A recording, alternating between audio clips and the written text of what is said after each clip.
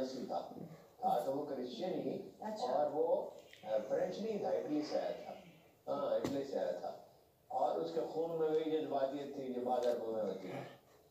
خیر بہرحال وہ مسلمانوں نے یوم سیاہ منانے کا اعلان کیا ہے، اور 3:45 پہ انہیں اذانیں دینی تھیں، اور امبیڈکر جو ایک بہت بڑے لیڈر تھے، ان کا یوم وفات بھی تھا، اس پہ ریڈ الرٹ جاری کیا گیا ہے۔ پولیٹیکل سائنس کا اصول یہ ہے کہ جس ملک کی 20% آبادی پرووک ہو جائے وہ گورن نہیں کیا جا سکتا۔ آپ کو یاد ہے شاہین باغ دلی میں مظاہرے ہو رہے تھے، گھریلو عورتیں نکل آئی تھیں، یہ آخری وارننگ ہوتی ہے جب گھریلو عورتیں نکل آئیں گھروں سے، اس کا مطلب ہے صورتحال بہت خطرناک ہو گئی ہے۔ کشمیر میں یہی صورتحال ہے اور اس کو سنبھال نہیں سکتے۔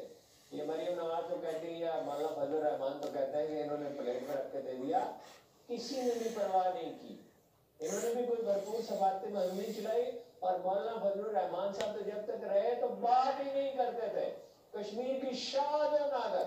اور روزنامہ جنگ کے فرائیڈے میگزین میں اس وقت میرا جمعہ کو چھٹی ہوتی تھی، یا سنڈے میگزین میں ان کا انٹرویو چھپا ہوا، میں جہاد کشمیر کو جہاد ہی نہیں مانتا، یہ وہ لوگ ہیں۔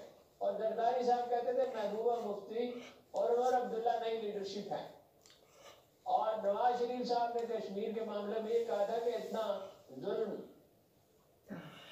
بھارتیوں نے نہیں کیا ہے کشمیریوں پہ جتنا کہ پاکستانی فوج نے کیا، تو اس سے آپ اندازہ لگا لیں یہ کتنا مخلص ہے۔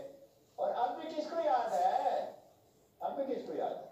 تو انڈیا اندر سے ہمیں کچھ کرنے کی ضرورت نہیں ہے، انفیکٹ کچھ زیادہ کرنے کی ضرورت نہیں ہے، کچھ کرنے کی ضرورت ہے جس پر ٹیلی ویژن پہ بحث نہیں کی جا سکتی۔ ہمیں اپنے آپ کو سنبھالنا چاہیے۔